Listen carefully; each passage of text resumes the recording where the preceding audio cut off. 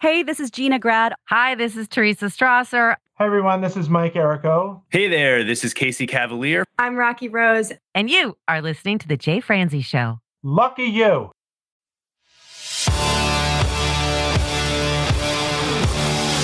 Welcome to The Jay Franze Show. A behind-the-curtain look at the entertainment industry with insights you can't pay for and stories you've never heard. Now, here's your host, Jay Franze.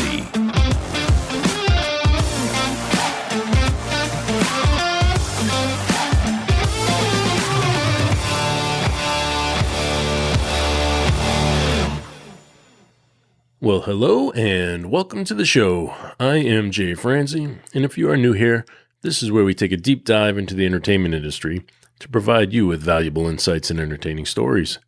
This week, we get to talk with an actor, a host, and a TV personality. We get to talk with Zay Zay. We'll talk to him about how he got his start in the world of entertainment, what it's like working with A-list celebrities, and we'll take a deep dive into his company, zayzay.com. Now, Zay Zay is nothing if not a personality, and I can't wait to talk to him. So if you would like to join in, comment, or fire off any questions, please head over to jayfranze.com. Now let's get started. Zay Zay, sir, how are you? Sir, I'm good. Thank you. Thanks for having me, Jay. I appreciate you having me on your platform and sharing the love. Thank you. Thank you very much. It is my pleasure, sir. I am glad to have you here. Can I just tell you how banging that intro is? You really like that? love the music. Oh my! Well, thank you. Sounds good. I'm a Thank fan. you. I appreciate that.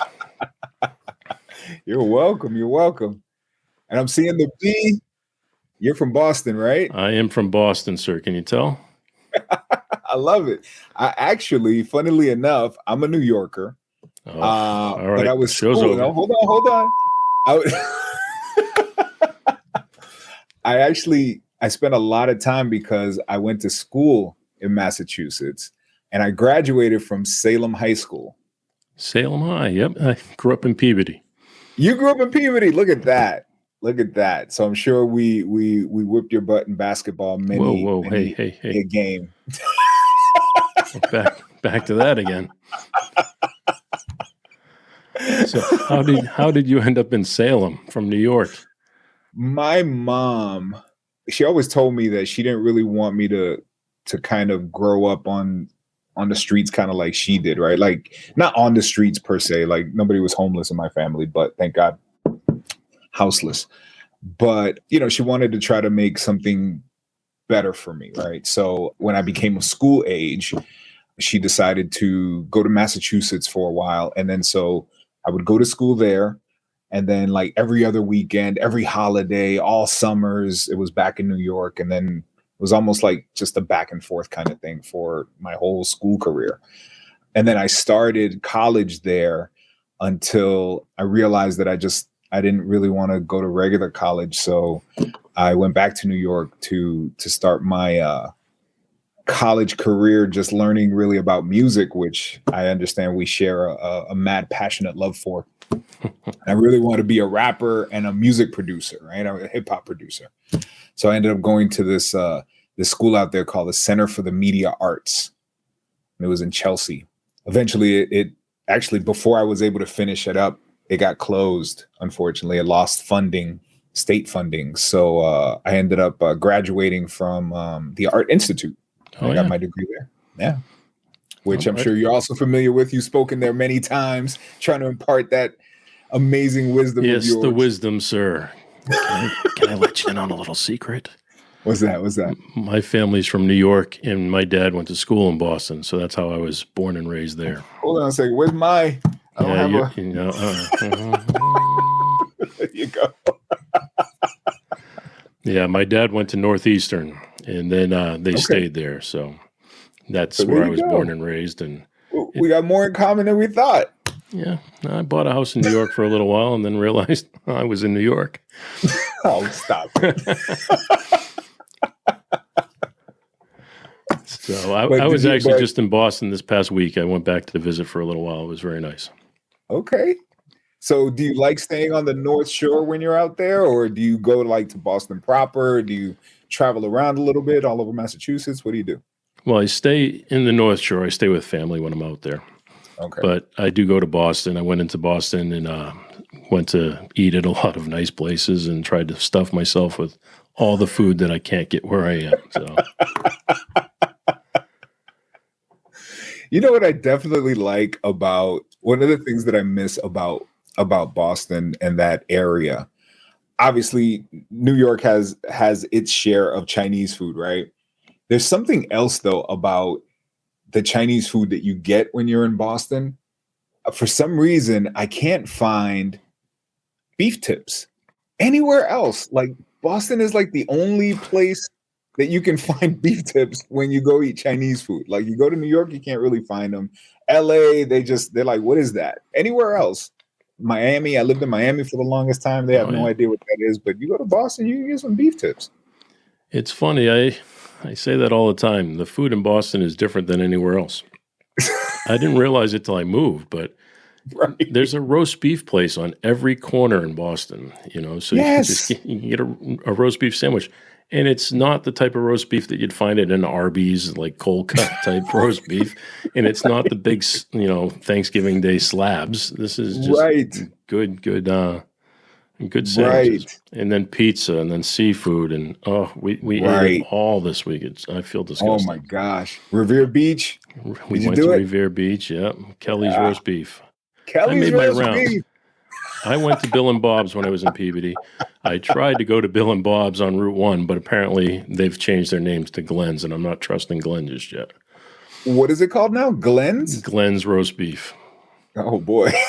I don't trust Glenn. I know Bill and Bob. I don't trust There was a place I used to go to when I was a kid as well in Lynn, Massachusetts, because I did spend a little bit of time there.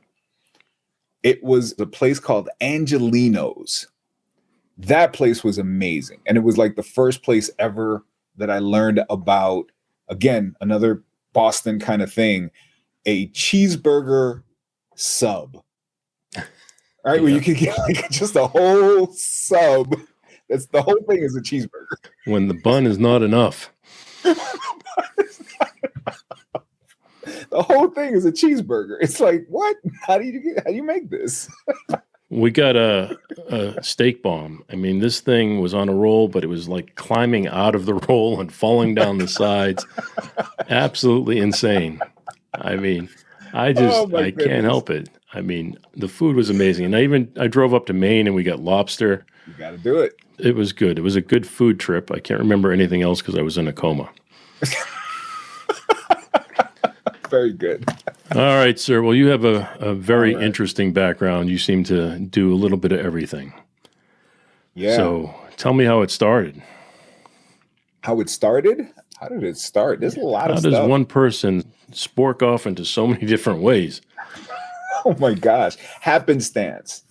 The truth of the matter is, I've always kind of been the kind of guy who, when opportunity comes up to try something new that may propel into something wonderful, I think really hard about it first, try to see the future a little bit, but then jump in with both feet. Like really try it and give it that old college try. I'm also not the kind of guy who does a thing a little bit. If I go in hard, right? Like you and I were talking about right before the show. You have an amazing studio. I also have a studio. I've had studios in my home, but they have never been home studios, if you get my meaning, right? Absolutely. Yeah. So if I take something on, it's never going to be to do it at an amateur or at a weekender kind of level or at a hobbyist kind of level. Like I want to be a pro at it, or I got to find something else. If I'm truly passionate about it, I have to figure out a way to be world class at it if I can. Right. So that kind of is how my life has kind of branched out into all these kind of things. I started out with a massive passion for music growing up. When we were talking, I wanted to really be a rapper. From the moment I was like 9-10 years old, I just wanted to be this rapper. That turned into a love of creating music as well. that then took me through high school, through college, through learning about the craft, the intricacies, the ins and outs of becoming not only a producer but a studio engineer, and then the machinery of it all, and then how to build a studio. It turned into all these things. Like, it was never just one thing always led to another thing. Well, if I want to know how to rap, then I should learn how to make beats. And if I know how to make beats, I should learn how to engineer them. And if I knew how to engineer and work a studio, I should probably know how to build one. All the way into the, well, how do you soundproof a room? How do you float a wall? How do you make a cloud? How do you drop a ceiling? How do you, to the architecture of it all. My first studio, I got not laughed at, but I was told by some fellow engineers that I probably would have gotten a C+ on my first design. The first garage I turned into a studio, right? But because I went to the Art Institute, as I told you, I had to learn music, but I needed a minor in something, right? And at Art Institute, the music minor was always video. So in order to get the degree, I had to also study some video stuff and business. So it just turns out that during my internship phase, that second half of the last year, you got to find an internship. Where are you going to go? And I got not pushed, but I got suggested, because the only thing available at the time was to work at this television network, but they do music videos, Zay. So maybe, you'll start meeting people in the music industry and you can, and I was like, I just kind of like shrugged my shoulders. Okay, if you say it's a good idea, then it's a good idea. Was it a good idea? Well, I'll tell you this, it turned into a video career because what ended up happening was, yes, I got that internship, but about 2 weeks into that internship, someone got fired somewhere in the hierarchy of it all. And they said, hey, why don't we just hire the new guy to do this menial thing, this entry-level thing, and then move everybody up in the department. So that's what they did. And then that was 2 weeks after my internship. And then as soon as I graduated, they hired me full time, and I was video editing. Very and cool. Making commercials and promos, and then cutting interviews and stuff like that. And, I got good at it. Did you like it? At the time, it was a job, right, Jay? It was a gig. But my passion, my heart I was still making music. I was still trying to be a musician, right? So I was still working hard in my studio, still writing songs, still recording. I was living in Miami at the time. So every time I would record, then I'd run to the beach and hand my stuff out to DJs who would play it in the clubs and, trying to make a name for myself. And then Monday morning, it was back at music video channel. I don't know if you remember from way back. It was called The Box, the Video Jukebox Network. It was eventually bought by MTV, and then, they swallowed them up. Viacom kind of swallowed them up. But it was a cool channel. It was a cool station. And it was pre-internet, or not internet, but like ease of internet, right? It was that time where it still took a long time to download a picture, like that kind of stuff. So at the time, they were like pioneering this technology where you could basically call in and order a video like a jukebox, and you pay 99 cents, and then they would play your video and everybody could watch the video that you ordered, so to speak, just like a jukebox locally. And then it was cool because we would also have all these musicians coming through the office, and you would talk to them, we would interview and do things. And that aspect of it was cool, but the grind of it was okay.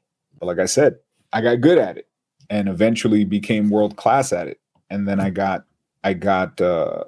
recruited by a post-production house also in Miami.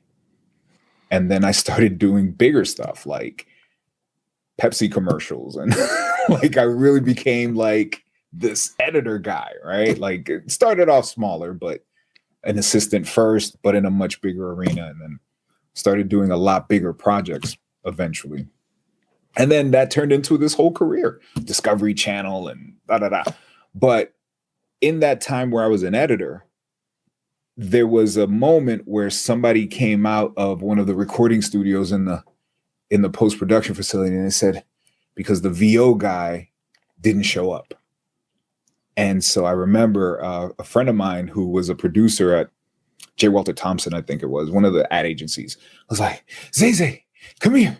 And I said, what? She was like, can you read this? It was like a movie, dude. And I was like, I can read this. Why? She was like, come here. So I went into the studio. She was like, okay, read it. And I start reading. And she was like, perfect. Let's record him. Recorded it. And that little chance kind of thing turned into a back to school campaign for Macy's. And that was like my first VO shot. gig. There you go. And then I became a VO guy. You see what I mean? Like, did you like that? I loved it. I absolutely loved it. Because you're going from behind to in front a little bit here. Yes, exactly. All right. Which was always the goal. And that was kind of like my on-ramp to kind of where I am now. That was my first like professional VO that turned into eventually the VO gig that got me my first TV show that then got me where I am now. I landed the plane. Sorry. It takes a little while. It takes That's a minute. all right. If it happened fast, it wouldn't be as fun. It wouldn't be as worth it. That's true. That's very, very true. Very true. So what was that first TV show? So that first TV show was a show called Fusion. It was on a network called Mundos. And Mundos was a cable channel that was owned by NBC Universal. The target audience was US Latinos who speak mainly English. You know, it was a cool time. It was young, it was cool, it was somewhat urban. It was one of those channels that was sort of leading edge, almost bleeding edge. People were like, what are you guys doing? But because of that channel and because of the efforts of a lot of people in that channel, we have a lot of things today that are popular that weren't necessarily popular beforehand. And a lot of people credit our efforts on that network for like the popularity of like the music genre reggaeton. We were really the first network to push that genre here in the US and made people like Daddy Yankee and people like that very, very popular and worldwide celebrities at the time as well. But the first show was Fusion. And Fusion was sort of like an entertainment news show, Entertainment Tonight, but for that crowd. And you were in front of the camera. Yes, sir. All right. Yes, sir. Finally. I started off as the voice of the network. So that was the VO gig. So the vice president of the network, I met with her and she was really nice. And she said, you know what? We're about to start casting for this show. You should audition. And I said, okay, I'll audition. And so I did. That itself is a whole kind of story, but I auditioned for it and thank God I got it. And away we went. When I got it, I put in my 2 weeks notice at my editing job. And I was like, guys, I'm sorry, I gotta go. They tried to talk me out of it. They were like, Zay, but but television, I mean, it's so, your show could get canceled like any minute, man. You never know if it's gonna be. And I'm like, yeah, you never know. True statement. You never know. You're right. And I took a shot and I was there for almost 5 years. 5 years. And the truth is, man, sometimes you just have to take that chance on yourself. You have to. Yeah, it could have gotten canceled immediately. It could have gotten canceled immediately. But how would you know? If you didn't try, how would you know? Absolutely. No. That's how I've lived my whole life. I just try things and I just keep moving forward and try every opportunity that comes my way. If it doesn't work out, all right, I can take a step back for a minute, but that's okay. So now you're in front of the camera. Mm-hmm. So what came next? It's interesting because at the time I remember getting a very big, great piece of advice. And that piece of advice was immediately start looking for your next job.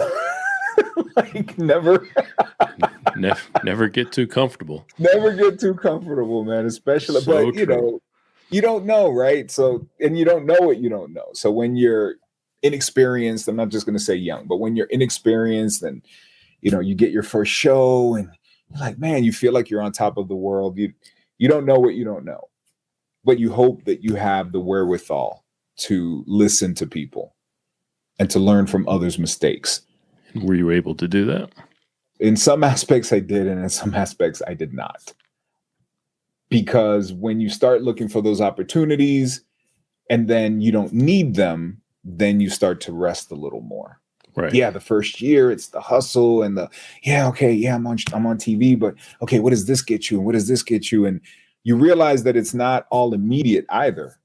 It's not like, let's say when our grandparents were on television.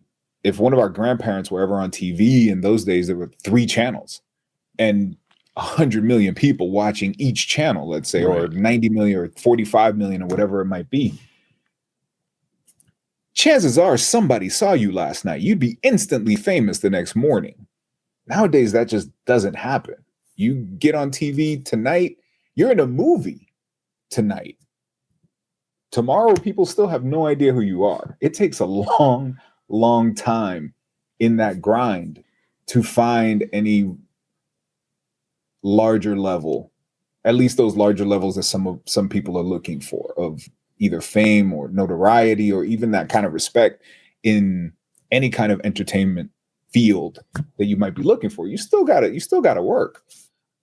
Case in point, how many celebrities are there that have 1 million, 5 million YouTube followers that chances are you've never heard of? Right? There's probably lots of them. Celebrities are struggling to get that many followers right now too. Here you go. The ones you know.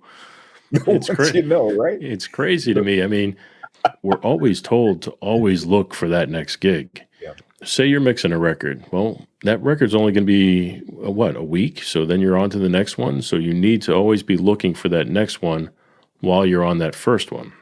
Right. So right. When you're in the TV business or the movie business, you need to be looking for that next gig as well. Yep. So I know you said you didn't quite take the advice. Was that a piece of advice you took or did not take? So I did it first, and then when I didn't need it, I kind of leaned back on it. And honestly, when it came time where I needed it, I realized that I didn't have it. And so eventually, almost 5 years after I started, the network kind of flipped. They decided to go in a different direction. They hired somebody who canceled every single show. I remember it was a Thursday. I was on my way into the studio and I get a phone call from my co-host. I'm driving in and she's telling me they're calling us all into Studio B and everybody. And I said, everybody? She said, everybody. You're not here yet? I was like, no, I'm on my way. And she was like, well, I'll call you back and I'll tell you what they said. And I was just coming back from a meeting with a publicist because something was telling me, get a publicist, start again, look for your next gig. Like, don't rest. Right. But it was too late. During that whole time, like I started a label, like there was, I was still had the music business that was also still my passion. I had my fingers and my hands in a lot of things that I was trying to grow. But in terms of looking for that next platform that wasn't music, I wasn't concentrating on it. I wasn't. And that was what was fueling things. Because when you're on a popular television show, you notice that people start listening. They start answering the phone more. You'll start getting people's attention a little more. People start listening to your demos more intently or listening to your single more intently, or you might get your song on the radio now. Sure. All these things, these doors start opening. So which show was it that got you that recognition? It was still Fusion. But by the time Fusion was over, I was kind of married almost to Mundos, because I was not only on Fusion, but I was on about 3 or 4 other shows. Plus, I was still the voice of the network. I was Mundos. I was that network. And like I said, it opens a lot of doors, which may be also to my detriment, because when it was over, I was so sort of pigeonholed that when I would go for other things, I would get in the door for meetings and maybe even auditions and stuff. Like I tested for a few shows at MTV and things like that. But in the end, the producers would say, we just don't want the Mundos guy to be our host. That kind of hurt, because I knew what I had to offer, but I was that guy. And we're looking for this. Takes a while for that to go by. Right. And I ended up doing radio, which is something I hadn't done before. So because of that, I ended up doing radio for like the next 3 or 4 years. It's crazy. I mean, we're taking another turn and then back. Another turn. So I had a national radio show for a few years. Sure you did. Yeah. No, that makes sense. It's called the Top 20 Latin Urban Countdown with Zay Zay. Yeah. And it was distributed by Westwood One, which was cool. Yeah, don't start at the bottom, just go straight to the top. That's okay. It was produced by Latino Broadcasting Company, Tony Hernandez and Gustavo Pombo, and they were at the helm, and Tony Vidal. It was a great show. And that lasted a few years until that went away. And then I decided to do web. Commercials always stuck around, and the VOs always did its thing, and the video stuff never went away. It was how I was able to feed my family, and how I was able to I started a video production company as well that I also did. It was always there. And thank God. Honestly, thank God, because doing entertainment has always been challenging.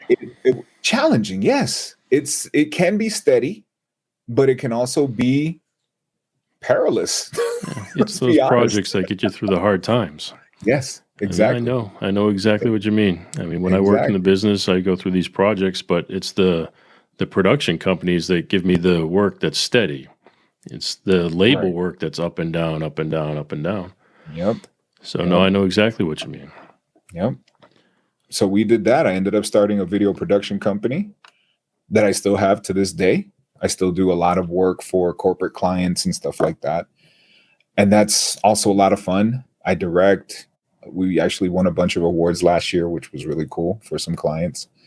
We're kind of a boutique. We keep our circle kind of small. It's not this massive juggernaut. We keep to doing cool projects and fun things. And I think that's the key, right? Try to always have fun in what you do. Can't imagine you're having fun. You can't imagine I'm having fun? No, not at all. Just don't look like you're having fun. You look miserable. Oh my God. I'll tell you this though. It does become a bit of a beast sometimes, Jay. It really, I mean, you can imagine, right? I read up on you. And I know that you've had a grand time in your life so far. Don't know what you're talking about, buddy. What I need is that book. What I need is your ideas book. Yeah. Well. That's what I want to get. Amazon? Sure. Plug it, man. Plug it. Tell me about the book. Whoa. I need the ideas book, man. I want to be a better leader. You want to talk about something? Let's talk about this. What's this? Oh. It's your website, buddy. Right. Okay. So this has been a labor of love and excitement. And right after, or right during, maybe the last year of the radio show, I started a website. And it's called zayzay.com. And it continues to talk to the same demo. It's entertainment news, US Latinos who speak mainly English, but it's really for everyone. And why do we talk to them? It's an underserved sort of demo in this country. There's a lot of us. I'm Latino, if you couldn't tell. And like I said, it's an underserved demo.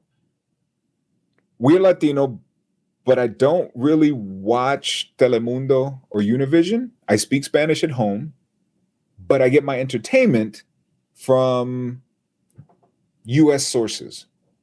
I get my entertainment in English for the most part, sprinkled with some Spanish speaking entertainment. But I don't really watch like novellas and stuff like that. That's like my mom, that's like my grandma. When they're watching that, I'm watching John Wick. I get my Fast X, which I just watched this weekend, which was really cool. And that's where we get our entertainment. So that's our demo. We target that demographic with entertainment news from the US about US entertainment that kind of speaks in our language. And that's kind of what I've been doing since I started on television, right? That was the same demo that we had on Mundos, same demo that I had on the radio show. And that's the same demo that I continue to talk to today. It's basically talking to my family. So these are the people that know you. Right. People that are just like me, people that I grew up with, people that I know and know me, and my cousins, my friends. But it's not a closed circle. Anybody can look at it and get entertainment from it and get value from it. The things that are written aren't written in such a way that it feels exclusive. It's incredibly inclusive. You can read the same article that my cousin Kiko can read and get the same information out of it and get the same feeling out of it and get the same thing out of it. It's not particularly exclusive, which is also important. Well, there's an amazing amount of content on it. Thank you. With that platform, I was able to continue all of the work that we were doing, well, some of the work that we were doing with Fusion. So I was able to continue going to the junkets and interviewing actors and actresses and musicians and writers and authors and stuff about their projects. And thank God, through that website, with God's blessings, I've been able to continue that for all these years. At the same time as doing the production company stuff and all that stuff. But I started that while I was doing radio because I still needed my outlet. You know what that's like. You're not just talking to people. You're talking to every A-list star out there. So tell me about that. Tell me, what it's like. Yeah, I've talked to a lot of people and they've been great. I do have my favorites. I do have my least favorites. I won't say who my least favorites are. I don't think that's cool, even though I'm sure a lot of people would want to hear that, right? We can talk about that after. Well, let's stay positive. Who are the favorites? That's the Patreon, right? That's the Patreon. There you go. I'll start a Patreon just for that. Just for that, right? But I have some great stories attached to some interviews. I remember my very, very first interview. And I know my wife is watching this right now, and she always gets a little bit about it. But it's always wait a minute. Fun... Your wife is watching? I think my wife is watching. Mine's somewhere. Not. I can pretty much guarantee that. My wife almost never watches these things. Well, after this show, we're gonna have your wife call my wife, and maybe we can get something going there. I think she's watching somewhere. I don't know. She told me she would. But you know what that means, right? Like she's probably on mute in the background while she's somewhere else, Netflix. I don't know. My very first interview ever was with Jessica Alba. Starting small again. Starting small. So this was way early on. I walk in and again, you don't know what you don't know, right? So with your, I'm not gonna call it ignorance, but inexperience, you end up doing what you do, right? My wife just peeked in and she was like, "I'm watching you." So with your inexperience, you just don't know. And I immediately begin flirting with Jessica Alba. She was one of my 5. That conversation you have with your wife, your hall pass, right? And the reason that this is a funny story with my wife is because I asked her, we had this conversation about the 5, but since we had that conversation, I've met 4 of my 5. and she hasn't met anybody of hers. So she's always. So anyway, when I start my interview, we start talking about her movie and her other things, and then I start flirting, and I start talking to her about hey, maybe we can. I know that she's mixed race and I'm Dominican, so maybe we can add some of that to the genetic. And then she was like, "Oh my gosh!" And she's, and it's a fun interview to watch, right? And I'm telling her, "Oh, well, we can go watch the movie together, and there's a chapel right next to the movie theater if you want, right after." And then she was like, "Okay, let's go," right? So she starts flirting right back. And say all that to say this, the very first time that airs, we're watching this, and my entire family is in the living room. Like, I have cousins over, uncles, everybody just came over that night, and everybody is in my house watching this show. And they all like look at my now wife, who was then my fiance, looking at her like, "Are you allowing this?" And she didn't know. She was like, "Oh my gosh, this man," because this woman asked me, "Are you married?" And I said, "No," because I wasn't yet. Can't lie. I didn't have time to explain, Jay. The interview was only 5 minutes, and I was already on 3.5. I didn't have time to explain. She asked me if I was married. I said no, and she was just asking me questions. And let's move on, Jay. Let's move on. My wife lets me have a list too, but it's cartoon characters. Wilma really? Flintstone. And, can't have the real ones. Wilma Flintstone and Jessica Rabbit and I can't have Jessica Rabbit. Why not? My wife won't let me have that one. She's too hot. Come on. Still a cartoon? Oh man. Wilma Flintstone. Well, yeah, she's all right, I guess. I can deal with it.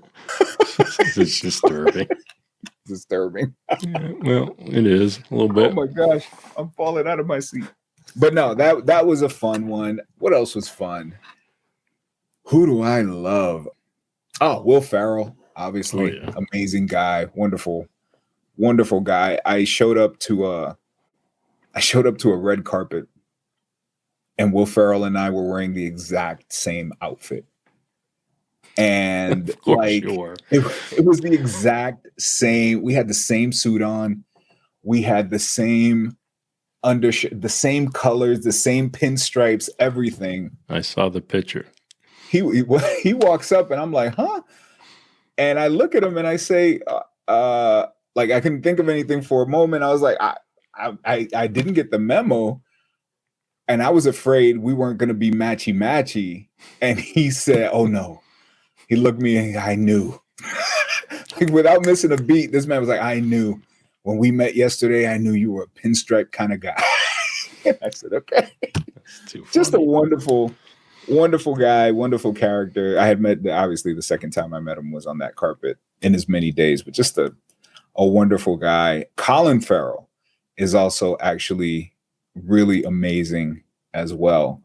And a memory like you wouldn't believe. I saw Colin Farrell in Miami, spent a few minutes with him, 10 minutes with him one day, and then didn't see him again for like a year. And it just so happened that I was at a press conference and he was there. I stood up to ask a question, and they always ask people, state your name and which publication you're with before you ask the question. I didn't think he was going to remember me. So I was just like, hi, I'm Zay Zay from zayzay.com. And you just hear him say, Zay Zay. I'm like, I spent like 10 minutes with you a year ago. How you remember me? He just, anyway, and those 10 minutes were just amazing. He's just really good like that. Colin Farrell is great. Obviously, then you also have your others, the ones that everybody love, right? The Rock, Will Smith. Well, Will Smith. Easy. Easy. We don't have enough time for all that. Who gave you a challenge? What kind of challenges did you face? Oh my gosh. You trying to get me to do the Patreon? No. here, I don't man? need the Patreon account right now. Just what kind of challenges? It doesn't have to be a bad interview. Just what kind of challenges did you face going into the interview? So I will say this. Believe it or not, some of the biggest challenges that I've ever faced when doing, like, let's say, for instance, junket style interviews. Junkets are sort of like press days that studios have for their movies.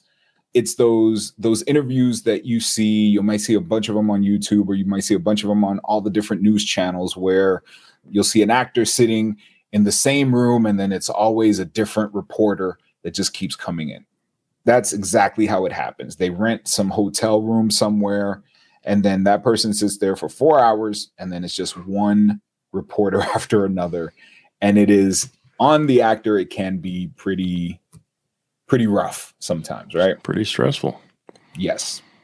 And a lot of times you go in and those people are hungry or tired, or, we just did television for 3 hours. Now I got to sit here for 4 hours and just get asked basically the same questions over and over and over. And I really used that time as sort of like a training ground for how I do my interviews now, right? I try really, really hard to not ask questions that everybody would ask or anybody else would ask. And if I do ask a question that other people ask, I try to do it in a different way. Put a different spin like you on do it in conversation, and try to, you try to get to know people, right? The biggest challenge that I ever ran into, or the challenges I would ever run into, were not necessarily from the actors or the artists, as much as it was from other reporters or situations that other reporters would cause. All right, I thought you were going to say the reps, but you're going for the other reporters. No, yeah. Not because the other reporters were bad or doing their jobs in a poor manner or anything like that, but because you don't know how other relationships will affect what you're doing. Perfect example. I was walking in to do a junket for this big blockbuster movie that was coming out. There were 3 actors there. They're trying to get through it because they're running behind and what have you. So they have all the actors in there. They have this big partition. One reporter is in there. I'm behind the partition getting mic'd up. They're just trying to be quiet, micing me up so that they can just, it's a factory at this point, right? They're trying to get everybody in and out. You get 3 minutes, you get 5 minutes, you get 6 minutes, go, go, go, go, go. I'm hearing the interview while they're micing me up. Everybody's trying to be quiet. They're doing the interview. The guy before me, it sounds like he's trying to get famous off of these guys because he's asking some of the most inappropriate questions you can imagine. And the actors are getting more and more agitated with this guy. Like, it's turning terrible. They're trying to get it all set up for you. That's it. And then at one point, one of the actors explodes and gets really angry. Why are you guys doing this to me? Why are you trying to XYZ? Why are you trying to drag my name through the la la la la la? At which point, they stop his interview and escort him out. You got to go. I mean, he was maybe 2 minutes into a 10-minute thing. Director comes around, looks at me. You're next. 3 minutes. And I'm like, what did I do? I'm not paying the price. I'm paying the price. Meanwhile, the actor is still yelling. The other 2 actors are sitting there quiet, just kind of like letting this other actor blow off steam. He's yelling, he's ranting, he's raving. Why are these reporters beep, beep, beep? Push the button, man. Beep, beep, beep, beep. And I'm sitting down and they're like finishing the mic and running the cable. And then, I'm like leaning over. He's yelling over me. I'm getting ready to sit down. The other 2 actors looking at me. Hi, my name is. I'm like, hi, I'm Zay Zay. It's good to meet you. He's still yelling. Then when he sits back down, he looks me dead in my face and he says, why are they trying to do this to me? And I look at him and I'm like, I don't know, sir, but I'm going to let you explain it on my show. That's all I said. Yep. I start my interview and ask one question. I pointed at him. He begins to just unload everything. You could hear a pin drop in that room. He does not stop. Remember, they gave me 3 minutes. He does not stop talking for 5. The director, the camera people, the other 2 actors, everyone is just pensive, listening to how this man has felt persecuted since he got into Hollywood, and how this reporter asking him these particular questions has brought all of that up, and how he doesn't understand why people just won't let him do his craft. Right. And I just let him let it out. I do have the video. I have the footage here. And I never aired it. And I did that as a promise then. But I made a promise that I would not, because, you know, the movie's coming out. It would have been bad for him at the time. Right, of course. Now it wouldn't matter. But I remember just setting it up because I thought he had it all out. He was ranting and raving while I was getting mic'd up and everything. And he just let it all out. He appreciated the opportunity. I think he did. And when it was over, the director looked at me and then he gave me another 5 minutes. Very cool. And I said, okay. So then I took it and I switched. I asked some ridiculous question about boxers or briefs because I was talking to 3 gentlemen, all of whom were sex symbols in their own right, that were doing this movie. And I knew that, you know, that was something that at least the ladies that were in the waiting room, there was a little conversation about that. So I was like, let me just ask. Why not? What do I care?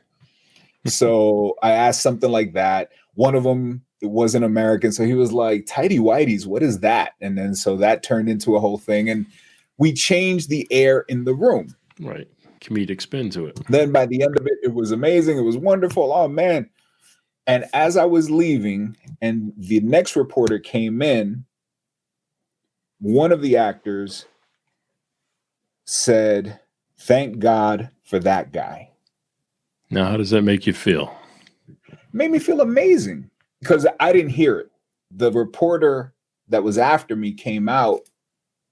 And as I was leaving, she says, Zay Zay, I got to tell you what happened after you walked out.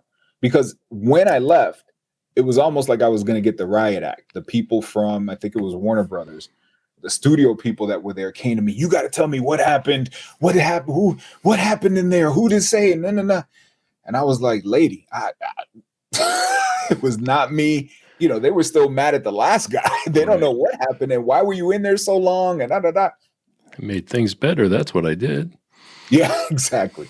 When she came out and she explained, this is what it feels like in there now. And thank God for that guy. It made me feel amazing.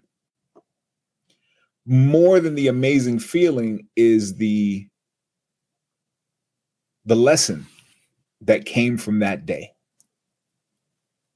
And the lesson for me that I carry with me to today is everyone has their own relationship with someone.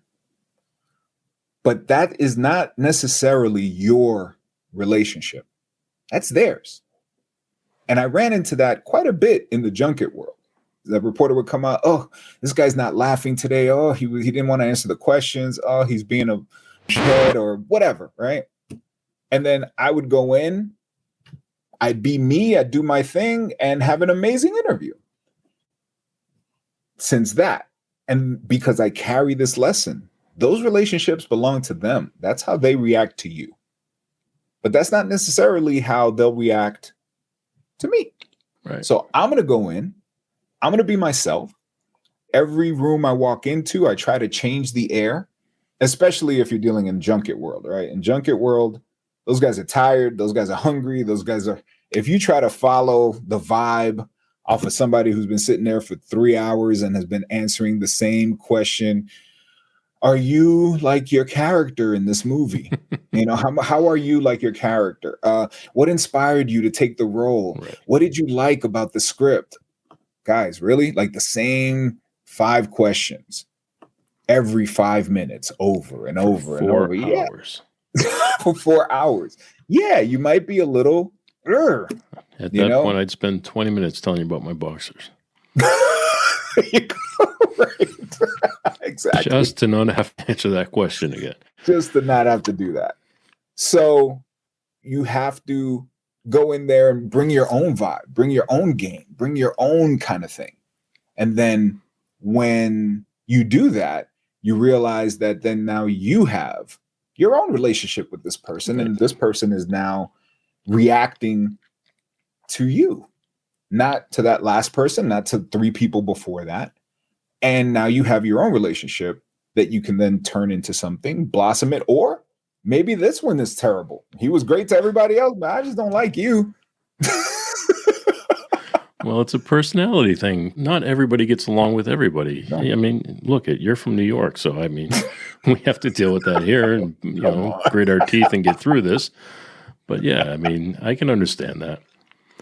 All right, well, we do this thing here called Unsung Heroes, where we take a minute to shine some light on somebody who works behind the scenes, somebody who may have helped you out that other people wouldn't know about. Is there somebody that's worked behind the scenes to help you that you'd like to shine a little light on? Oh my gosh. I think there's somebody watching right now who has been such a hero to me. Truly, I've known him since I was a kid. Oh, I thought you were going for the wife. Well, my wife, I mean, I married her. So unsung hero all day long. You're punishing her for that, I see. Okay. I am. Yes, I am. She was watching me with my Jessica Alba story, so she doesn't get the unsung hero shining light. No, I'm joking. Yes. So obviously the wife all day long. There is no me without her, for sure. There's someone else watching as well who, since I was a kid, has always been in my corner. Great love, tough love, any kind of love that I've needed, whether I've wanted it or not. He's been there and has been absolutely amazing. Oh my gosh, there are no words, honestly. And he might be watching right now. I'm not sure. His name is Paul. I truly, truly appreciate this man's existence in my life. There are very few people that have helped to shape me for so long. He is definitely one of them. Definitely one of them. And I definitely want him to know that I appreciate him with all my heart. For sure. Unsung hero to me, indeed. Now, I hope you enjoyed this conversation as much as I did. Zay Zay is truly an amazing personality. So please join me in giving him a big thanks for taking the time to share his stories with us. And thank you for taking the time to hang with me here. If you enjoyed this episode, please share it with a friend. You can do just that and find links to everything mentioned over at jayfranze.com/episode 14. Thanks again for listening, and I'll catch you next week. Thanks for listening to The Jay Franze Show. Make sure you visit us at jayfranze.com. Follow, connect, and say hello.